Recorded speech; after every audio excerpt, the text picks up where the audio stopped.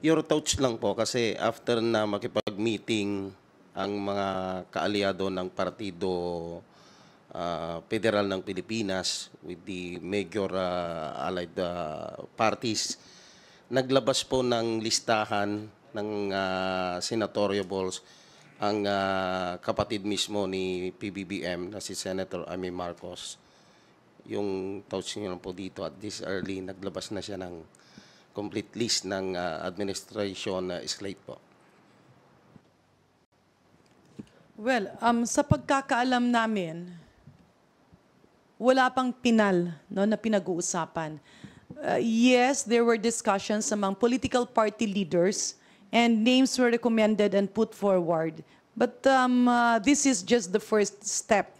The next step will be consultation among members, officers of various political parties, and the final decision will rest on what the majority believes and, of course, the clearance from our president and leaders of political parties. In other words, baka kuryente yung lumabas kasi pagkakaalam namin, wala namang pinalpa na napag-usapan.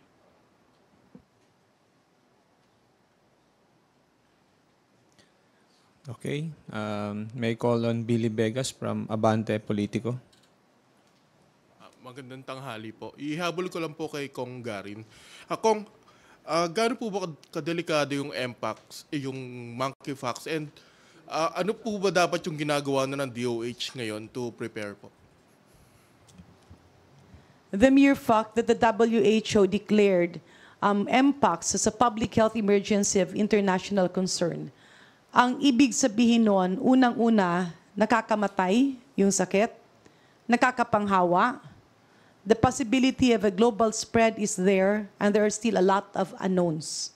Kaya kung ang katanungan, importante ba ito, ay talagang importante. Kasi mas maigi yung preparado tayo kesa hindi. And when WHO declares such, it's usually a call on all governments to prepare. So what are the necessary steps? Siyempre, unang-una sa laban na ito, kailangan natin yung mata para makita yung kalaban o yung virus. And that is through laboratory testing. Ang kagandahan naman nito, lahat naman kasi ng viruses, kung ano man yung mga gamit, yung mga machines, yung pa rin yun, nagkakaroon lang ng revalidation dun sa exact test kit na ginagamit. The common challenge that we have is yung Pilipinas, maraming isla. So testing centers should not be confined in Metro Manila or in Luzon. It should be spread dun sa ating mga laboratories na nasa DOH Regional Medical Centers. We need to activate like the one in Eastern Visayas, Western Visayas Medical Center, yung sa Cebu, even yung sa Zamboanga, yung ibang mga lugar outside Metro Manila na kailangan i-activate para pag may kaso, matest ka agad, ma-isolate ka agad yung pasyente at mabantayan yung kanyang mga nakasalamuha. Liliwanagin lang natin, we need to be prepared but we should not panic. So pag meron diyang mga nagpipindot ng panic calls, huwag agad-agad paniwalaan. We also need to understand the context of monkeypox and now the new name MPOX. Ano ba ang nangyari? Hindi ito bagong virus. Ito ay pinsan ni smallpox, yung bulutong na na-eradicate na. In fact, karamihan ngayon hindi na kilala yung smallpox kasi nawala na siya dahil sa widespread na pagbabakuna. Pero lumabas itong pinsan niya kaya madaling nakakuha ng bakuna na ginagamit na nung ilang mga nakaraang years ago. Based on my understanding, noong pandemic, kaya kailangan itong maintindihan, noong pandemic, syempre maraming lockdown. Nagkaroon ng secret parties at medyo na iba ang konting behavior ng ibang mga tao sa ibang bansa. Kaya nga na kung rati-rati ay confined ito sa Africa, lumabas siya post-pandemic sa Amerika, sa Europa. At nagkaroon ng paliwanag. Klarong-klaro ang mensahe that this is a virus that will be watched because it might mutate into more virulent types. So yung sinabi na yun, late 2022 at 2023, ay nangyayari ngayon. Kapareho ba itong mutant? Yung type, hindi. Kasi sa nakikita ngayon, It's, pasensya na, medyo technical lang. It's called clade 1A and 1B. Yung dati kasi is clade 2. Anong ibig sabihin nun? Itong ngayong bago, mas nakakapanghawa at mas nakakamatay. Meron bang posibilidad na lumala siya? Meron, kapag marami ang nahawa. Sino ang prone? Yung mga mababa ang resistensya at yung mutation kasi, malamang mangyari yan. Maraming circumstansya, no? Pero medyo mas malakas ang pangyayari na yan dun sa mga MSMs, no? Yung men having sex with men, pero hindi natin sila dapat i-discriminate. Kailangan lang yung mga doon, yung specific niche ng society na to, ay mabigyan ng access to the available vaccines, and at the same time, kapag meron tayong mga pasyente, ay maagapan. So the government, ang maganda nga, kahapon lang narinig namin sa direktiba ni Speaker Martin Romualdez na nasabi na niya na kung anong mga kailangan ay i-activate para bumili ng libreng gamot at hindi mapunta sa pasyente ang burden. So I believe, sa limitado kong alam, the thrust of the government is to provide free testing, free hospitalization, and free antivirals dun sa mga nangangailangan. So, at walang pinag-uusapang uutang kaagad-agad kung saan-saan. Maraming salamat.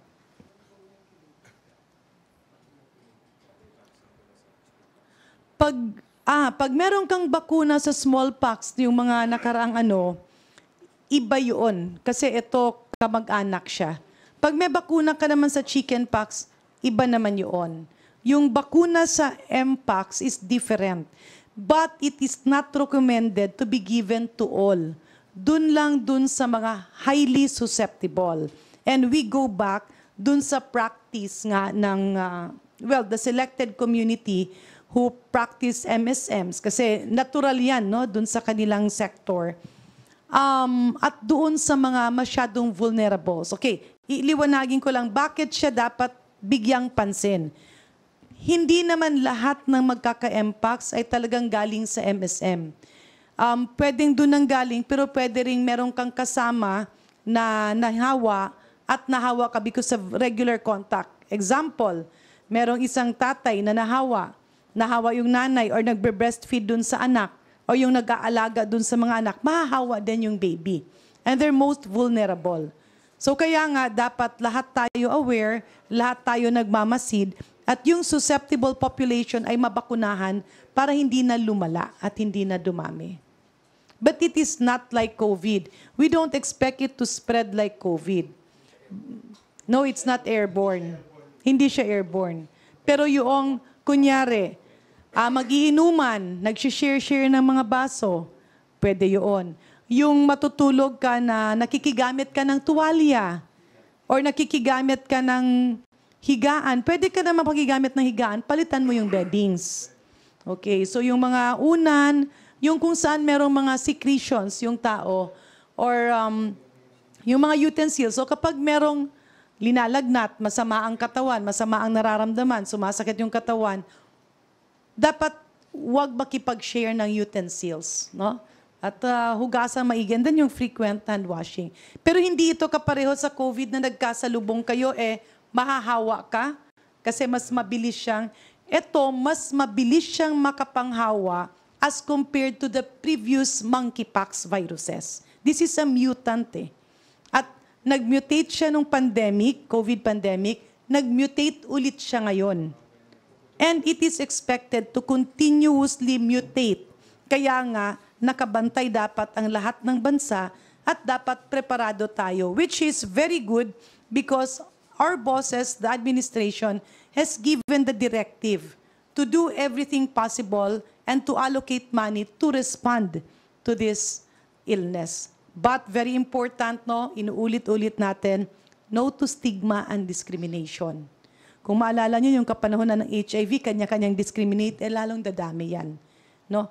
In this case, we should not discriminate them, we should support them para kung merong mga nararamdamang sintomas, ay agad-agad na magamot at hindi na ito dumami pa. Ihabol ko na rin po, follow up doon sa mga naunang tanong. Do you think dapat po bang i-review or imbestigahan yung naging pangungutang ng previous administration? Definitely. Why po? Kasi kapag umuutang ka at ngayon ay babayaran ng mga kaapuhan mo, we should check. Kasi I'm not saying na mali yung pag-uutang.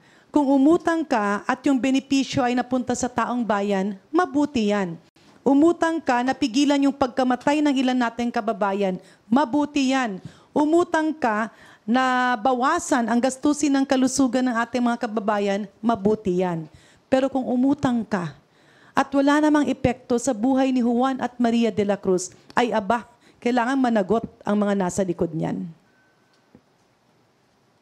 Dagdagan ko na lang yung sinabi ni Kong Janet. Kaya linabas ni Secretary Gadon yung data na yun. That's to reflect yung kung gaano kalaki yung utang na syempre po sa gobyerno pag umutang si previous government, hindi naman po individual ang nagbabayad niyan. Ang magbabayad niyan yung susunod na gobyerno. So parang ano siya, parang obligasyon siya ng BBM government ngayon na siya po yung kailangan na magbayad po ng utang nung napakalaking utang po nung previous na government. And syempre, that reflects yung fiscal management po. Thank you. Dagdag ko lang ng konti, no? Merong mag-asawa. Kapag yung asawa mo gustong umutang, let's say, asawa ko uutang, mag-yes ba ako agad-agad? Of course, hindi. Sasabihin ko, darling, yung uutangin mo ba, anong gagawin mo? Sasabihin niya, hindi, magbabakasyon ako dun sa Thailand, magsha-shopping ako dun sa Japan. Siyempre, aayaw ako noon. Pero kung yung uutangin niya ay para sa pag-aaral ng mga anak, o yung uutangin niya ay para magtayo ng negosyo na magiging pangkabuhayan ng aming mga anak, ay go yan. Ganito rin ang nangyayari ngayon. Hindi pwedeng uutang ka lang kasi gusto mong umutang, pero wala namang mga benepisyo dun sa taong bayan dahil ang magbabayad niyan ay hindi lamang mga anak natin, kundi yung mga apo ng anak natin. So we are now faced with a huge debt. At ang katanungan, binabayaran ba? Yes. Pero ang problema, yung pambayad na yaan ngayon ay sana napunta sa mga programa ngayon na kailangan nating suportahan ang ating mga kababayan.